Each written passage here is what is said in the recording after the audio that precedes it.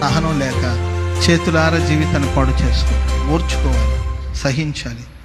అప్పుడప్పుడు ఆవేశం వస్తుంటుంది, అప్పుడప్పుడు కొందరికి దైవావేశం వచ్చేస్తూ ఉంటుంది, కొంతమందికి ఆవేశానికి లోనైపోతూ ఉంటారు. ఆవేశపడిపోయి మాట్లాడిన మాటల్ని, నాకు ఒక పెద్ద ఆవిడ ఉండేదండి, అని చెప్పేది, కాలు జారినా పర్వాలేదంట కానీ నోరు జారకూడదంట. కాలు జారితే వెనక్కి తీసుకోవచ్చు అంట, నోరు జారితే మరలా తిరిగి తీసుకోలేదు. కాళ్ళు జారి ముందుకు వెళ్ళిందండి, మరలా కాళ్ళు వెనక్కి తీసుకోవచ్చు. నోరు జారేమనుకోండి, ఆ మాటలు మరలా మనం వెనక్కి తీసుకోవచ్చు. సహించలేక నోటికి ఎంతో ఎంత మాట్లాడు, సహించలేక కుటుంబాన్ని చేతులార పాడు చేసుకోవడం, సహించలేక సహించే మనసు లేక సేవకు దూరం అయిపోవడం, కృపకు దూరం అయిపోవడం, సన్నిధికి దూరం అయిపోవడం, మందిరానికి దూరం అయిపోవడం, సేవకులకు దూరం అయిపోవడం, ఇలా ఎన్నో కార్యాలు మనం చూస్తూ ఉంటాం. కనుక సహించి భరించే మనస్సును దేవుడు మనకు అనుగ్రహించాడు.